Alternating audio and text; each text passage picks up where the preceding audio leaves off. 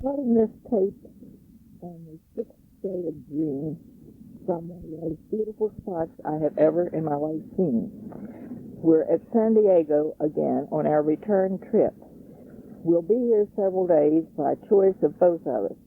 Daddy is so intrigued with the atmosphere and the climate here and the beauty of the place that he's even talking seriously about selling the house and moving here, and I would be perfectly agreeable, although I would rather go further up the coast where we went for the last week, and I'll tell you about that. Now, this tape is going to be pretty well scattered. I have notes that I've made along the way, but I can't get them all together. I tried to do it yesterday and yesterday evening, and if there's just too much to tell you all on one tape, it will have to wait until we get home.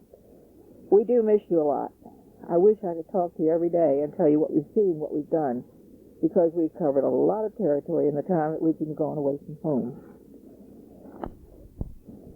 I think I'd better tell you right away why we changed our minds and came back from up near San Francisco down here again. It was an agreeable thing. We both agreed that it was the best thing to do because there was no way to escape the mountains if we kept further north the way we originally planned. And I knew that we couldn't come that way, so I offered to come back on the train if your father would go ahead. He said he wouldn't go ahead without me, so that settled that. Now, we did go to Wasco the first thing after we got into California, and I'll tell you about that when I get home because that's a long, detailed thing, but it was hot over there. We had too much to do. I was exhausted when it was over, and I was glad to get away from there. Then we went over to down the coast and went to Malibu. We were going to come straight home, and I said, well, I haven't seen anything of this coast yet, and I'd like to see it before we leave. And I know we can go up the coast without hitting the mountains, which is what we did. We went over to, I think it was Santa Monica, and from there we drove up the coast to Malibu, where we'd been before, and it was beautiful. Then we drove from Malibu, we went from Malibu up to Santa Monica, and then started something that was unexpected. I didn't know about it before, but I'm so glad we found out about it.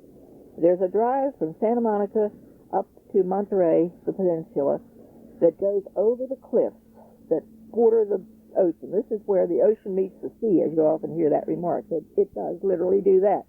It chops off these cliffs, and you go right down to the sea. Very few beaches, but what there are beautiful, but the water just beats up against these cliffs and keeps wearing them away.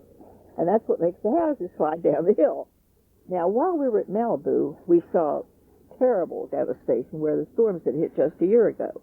I'll tell you about that when we get back, but I want you to hear about this trip up to Monterey because it's something I never dreamed I'd ever experienced such a thing, and I'd like to see it again, but yet I'm afraid to. Those cliffs are terribly high. The road, a single road, goes up right at the edge of the cliffs, and it runs there for, I think it's 97 miles. And I don't think I'll ever again see anything like that. I don't think there's anything in the world like it. There might be, but I've never heard about it. The water just beats against those cliffs, and the Pacific Ocean is the bluest water I think I've ever seen, except in the lakes around here. They carry that same deep blue tone, and they just sparkle. They just look like a sea of sapphires. They're perfectly beautiful. So we had this beautiful scenery down below us, and the water here is never rough the way we see it back on the Atlantic. At least it hasn't been since we've been here. It laps the shore. It doesn't go boom like the Atlantic does. You know, if you're right near the ocean at night, you can hardly go to sleep for the sound of the surf. You don't hear that here. There's a slithering, slishing sound. It slides up. They do have nice crests because there's a lot of surf riding around here. Surfboards are a dime a dozen. Everybody seems to own one. Everybody seems to use it at one time or another. But enough about the surf riding and the surf. There's another thing out here that you can't help but notice. It's all around you. And we've seen pictures of it. I know you have many times, of the houses on the cliffs. These people just love to live on cliffs, apparently, because some of the most beautiful houses you see up on these real high cliffs right above this road I was talking about. Not only there, but everywhere. Even in San Diego, it's built up on hills. But these houses cling to these cliffs, and how the people have nerve enough to put them up there, I don't know.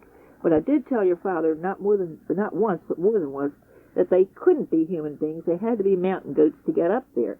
I don't know how they manage those roads so narrow going up that cliff, but they do, and they're all over the place, every place you look.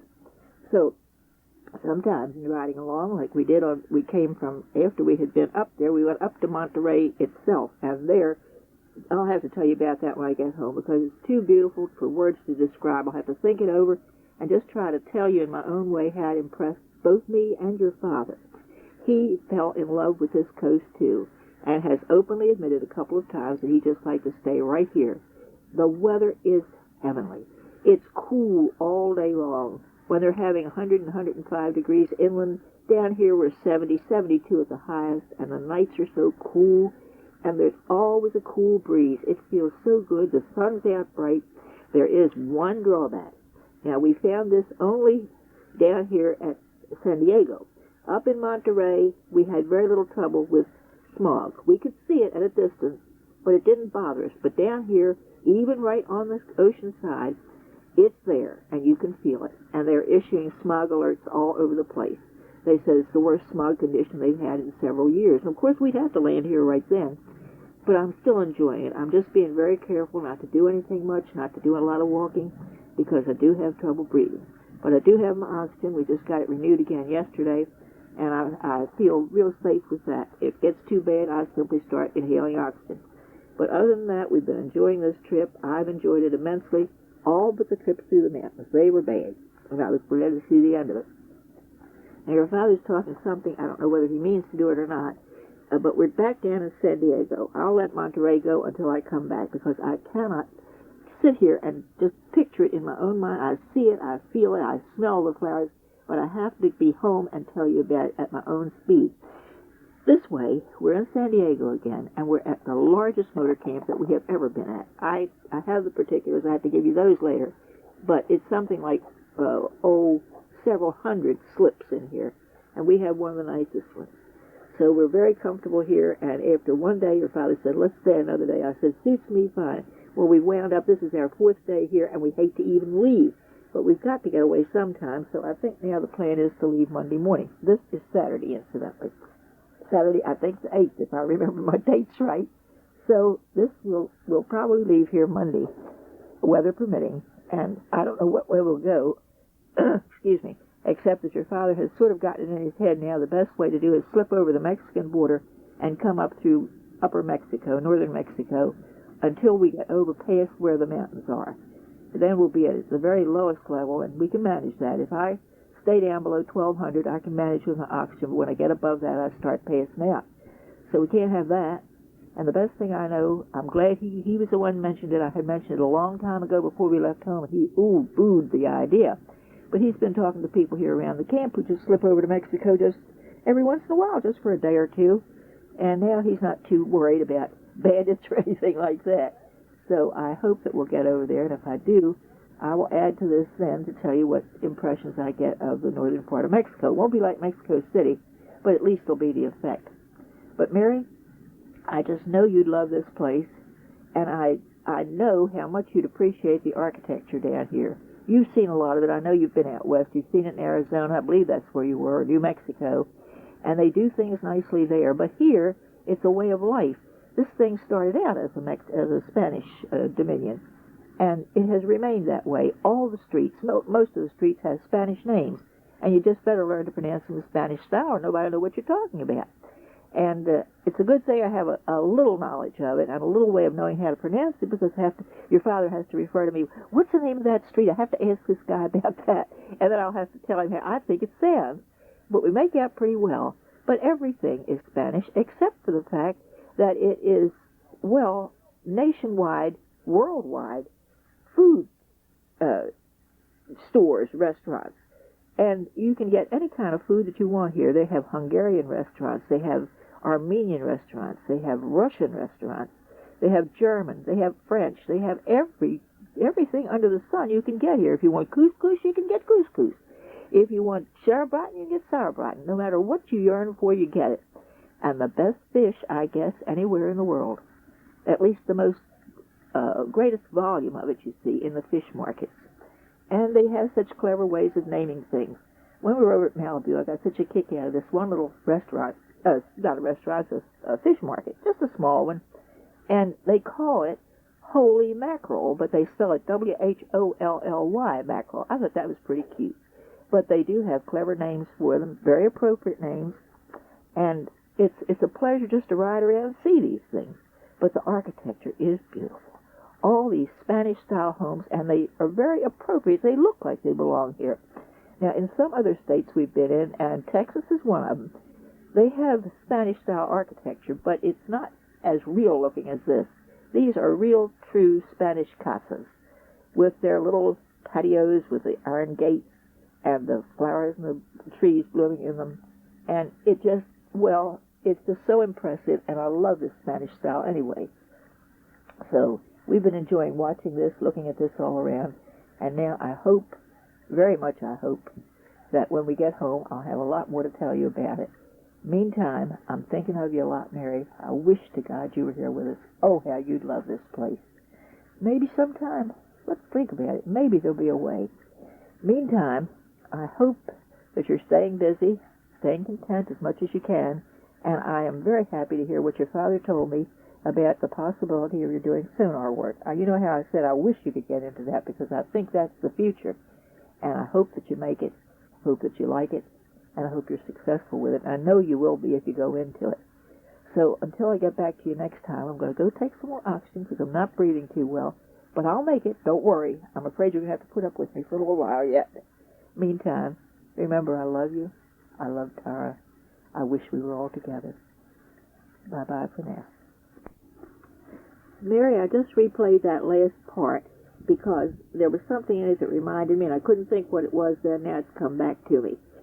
We had a little incident that I think you'll enjoy hearing about. Out here, while everything is advertised a great deal, it isn't done with such a crass way as we found out in the East. We didn't like that. I didn't like it in Louisiana. I didn't like it very much in Western Texas, Eastern Texas. Western Texas isn't too bad. So when we got out here, one of the things that attracted your father's attention were large billboards along the road as we got into this part of California, the western part of it, and they were for Anderson, that's spelled an S-E-N on the end, Anderson's split pea soup at a place, I think it was called Boulton, B-O-U-L-T-O-N. Anyway, we didn't know where it was, but we were amused by the poster, the billboard, because of what was on it. It was a big fat chef and a little chef. The little chef was holding peas on a mortarboard, not a mortarboard, you know what I mean, one of those big boards. And the big chef had an axe and he was chopping the peas in half. Well, that tickled us. But your father kept saying, you know, I love split pea soup. I wonder where this place is. What we didn't know then was that it's a kind of, well, it's not exactly like McDonald's whole series of them, but there are 8 of them, all we found out later, in this part of California. And the business started at Anderson's. That is really a little of a community of Scandinavian people who settled out here some 100 years ago, and they're still in that one community. They've stayed in that one spot. They spread out some, but that's their base. And this fellow Anderson started a little restaurant there, and it has spread into not just a restaurant, it's a great big restaurant. It has a big carry-out service, and it has he has a motel there, which is really, I don't know if it's a motel or a hotel. It's a great big building, but this whole thing spreads out over a big area. But it's typical Scandinavian. So I didn't go in because you had to park a good distance away from the place to go in to get the food. And Daddy said, well, I'll go over and I'll get some split pea soup and I'll bring it back with me if they have carry-out service. We didn't know that they had, but they do. So he went over there. He was gone a good while, and I thought, gosh, he must be eating everything in the place. When he came back, I found out why. It is so popular. They had lines of people waiting over there. But he brought his split pea soup back, and it was delicious. But along with it, of course, he couldn't pass up the bakery items. And he got Swedish limpa. He got Norwegian fruit cake. He got, not fruit cake, it's fruit bread. And he got Danish pastry. So he covered the territory. He got Danish, Norwegian, and Swedish. And they're all delicious, and we're still eating from them. So that was one big thing we found. And then after we left there, we found that there were 8 of these things all over the state. Now, the place is called Solvay, S-O-L-V-A-Y. They gave it their own name, and it is still that, and they named it that over 100 years ago. And we found, too, that there are communities like that all over the state. It's, I think, rather unusual in a place as liberal and open-minded as the state of California to find all these ethnic groups, and they have stuck together. There's a German part, there's a Swedish part. Well, the Swedish part is with the others. We'll call it Scandinavian, the whole group. Anyway, I enjoyed that, and I thought you'd hear about your father was tickled to death to find his split piece of soup, and it was better than anything I could possibly make, so I'm glad he enjoyed it. And that's enough for now, I think. I'll be back here. Bye-bye.